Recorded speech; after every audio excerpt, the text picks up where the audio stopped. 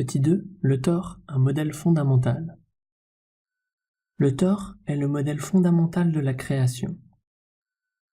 C'est une hélicoïde, un mouvement de rotation, qui se concentre et se déploie sur lui-même. Ça m'évoque le jeu de l'oie, le jeu du serpent en Égypte, en Inde, dans Tintin, l'orbe tourbillonnante dans Naruto. Ici, vous pouvez voir des Thors à une direction. Ça tourne dans un seul sens.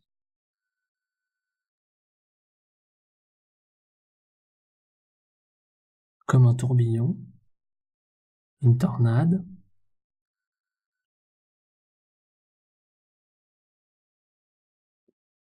Dans le mouvement de ce ruban,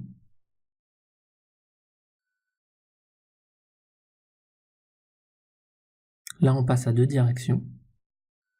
Ça tourne dans deux sens en même temps.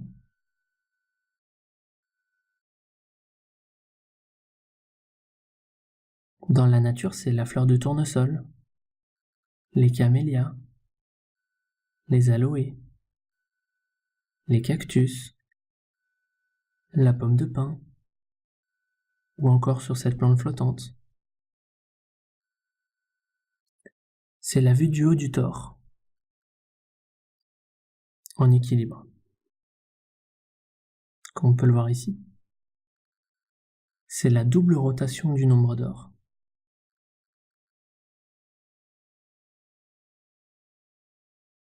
Et cette double spirale a été reproduite par la main de l'homme chez les Amérindiens, en Suède, chez les Vikings,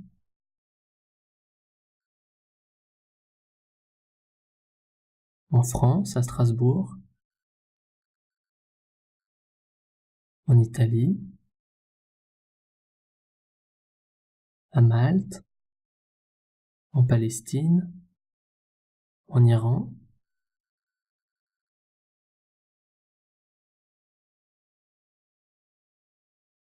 en Inde, au Taj Mahal. C'est la divine proportion qu'on retrouve partout dans la nature.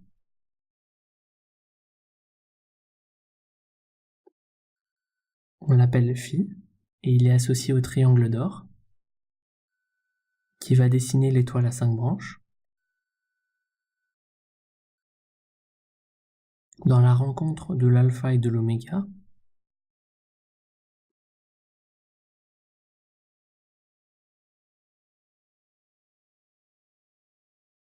qui est aussi présent dans le chrisme, un symbole chrétien.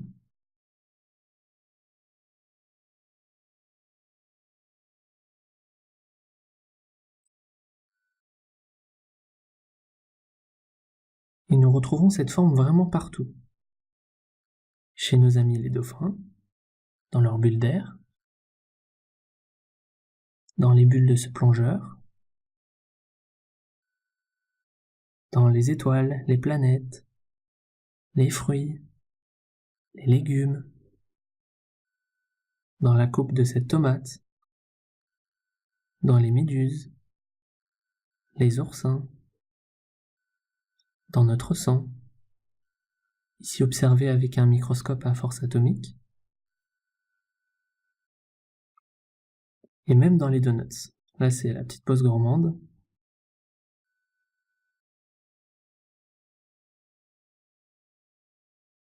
Ici, le donut d'Homer dans les Simpsons,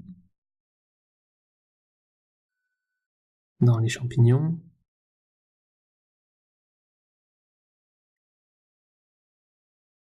et c'est pas un hasard si la fleur de lys est l'emblème des rois de France, comme on peut le voir ici brodé sur le manteau de Louis XIV. Au sommet de la lance de Clovis Ier, comme la clé de sol, le chocoreil, ils évoquent encore une fois le Thor. Dans Avatar, c'est la graine sacrée de l'arbre des âmes. C'est la célèbre pomme du jardin d'Éden, le fruit défendu, qui n'est pas interdit mais qui est protégé.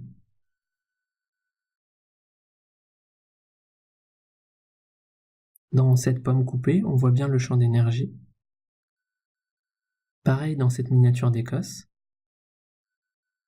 Là aussi c'est très clair dans la disposition des ailes du scarabée.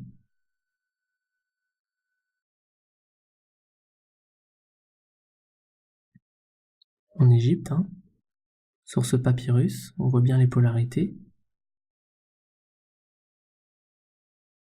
Sur ce sarcophage, dans la tombe de Néfertari,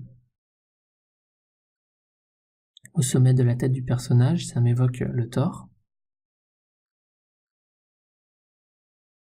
Au Costa Rica, dans les mouvements de la tortue, sur ce bijou. Toujours au Costa Rica, au Soudan, en Iran,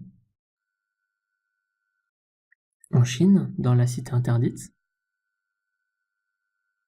Elle est gardée sous les pattes du lieu impérial. Dans la gymnastique rythmique. Dans Assassin's Creed, sous les écailles de la pomme de pin. C'est le globe royal.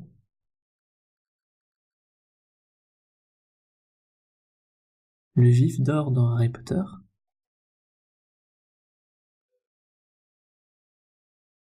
Ici dans les mains de Charlemagne.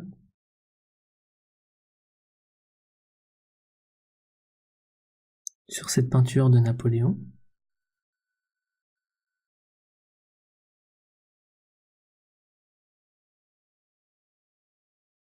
Dans les Salvator Mundi, les représentations du Christ.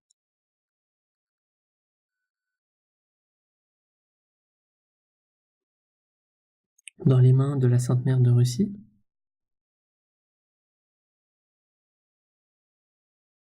Ici Notre-Dame de Guadeloupe. On peut aussi parler de l'œuf orphique, qui évoque la fécondité.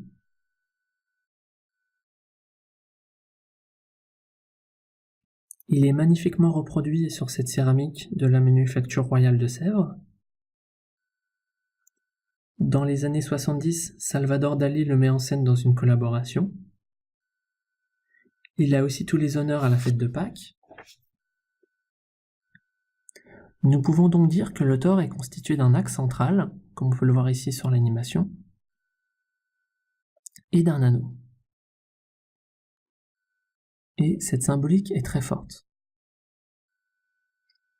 On la retrouve en Égypte avec le chêne, qui est aussi utilisé pour les cartouches, pour inscrire le nom des pharaons.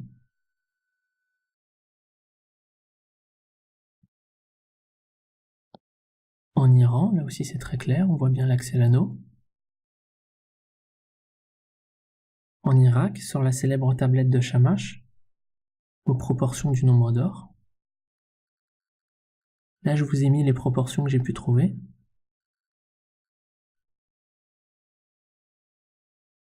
J'ai colorié l'axe en bleu, et l'anneau en rouge, et en jaune l'union des deux qui forment la Trinité. Ici en Afrique, au Congo, ça m'évoque l'axe et l'anneau. Dans Kirikou, dans la croix celte, on voit bien l'anneau traversé par l'axe. Au Vatican, en Allemagne, là on voit bien la Sainte Lance et l'auréole. En Allemagne toujours, en Hongrie, en Angleterre, à l'Observatoire royal de Greenwich, aux États-Unis, en France, ici là on a bien le globe et l'axe, on a même le soleil et la lune en haut.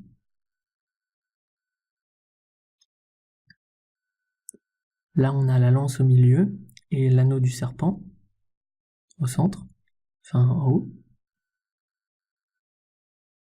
En Italie, en Grèce, sur cette miniature d'Alexandre le Grand, Là, on voit bien la pomme qui évoque l'anneau et la lance qui évoque l'axe.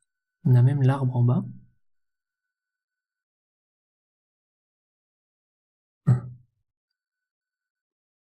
Et cette axialité aussi est présente dans les obélisques, place de la Concorde à Paris. Et on voit bien la grande roue derrière qui évoque l'anneau. Dans les phares, les colonnes, ou encore les minarets.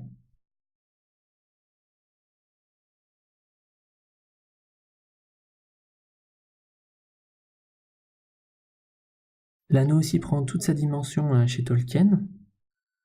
Dans l'histoire, tout commença lorsque les grands anneaux furent forgés. 3 aux elfes, la trinité des immortels. 7 aux nains, les sculpteurs des 7 joyaux. 9 aux hommes, les demi-dieux mortels. Et l'anneau maître, lié dans les ténèbres par le démon.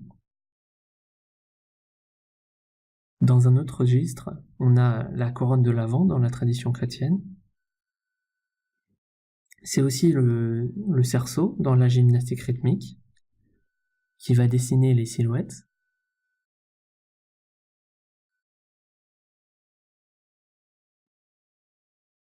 La communion de l'axe et de l'anneau par la courbe donne naissance à la sphère reliée à la corde. Donc en fait, c'est hautement symbolique.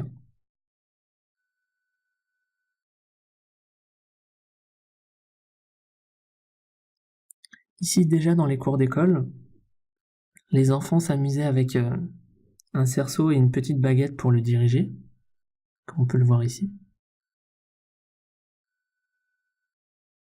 Au Pérou,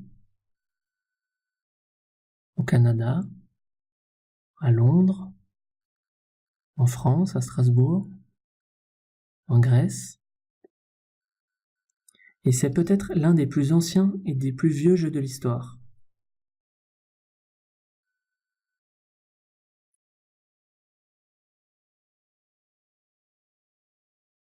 Nassim Haramein nous dit « L'univers a un projet unique, cultiver des torts. » Et l'arbre est un parfait exemple. Il est composé de 2 vortex,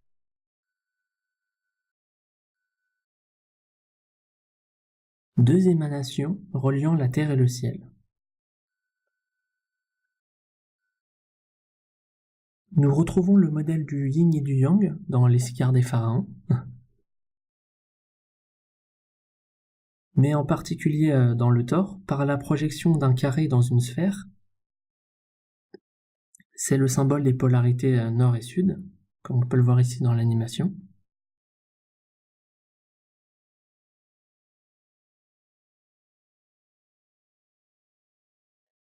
Et l'homme, comme la Terre, possède un champ d'énergie comparable à celle du tore.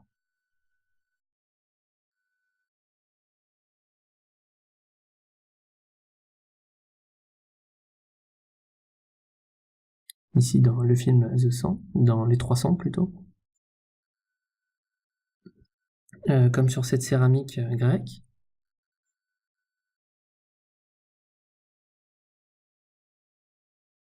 Sur ce bas-relief de Notre-Dame de Paris. Dans Avatar, le dernier maître de l'air, quand il invoque les éléments.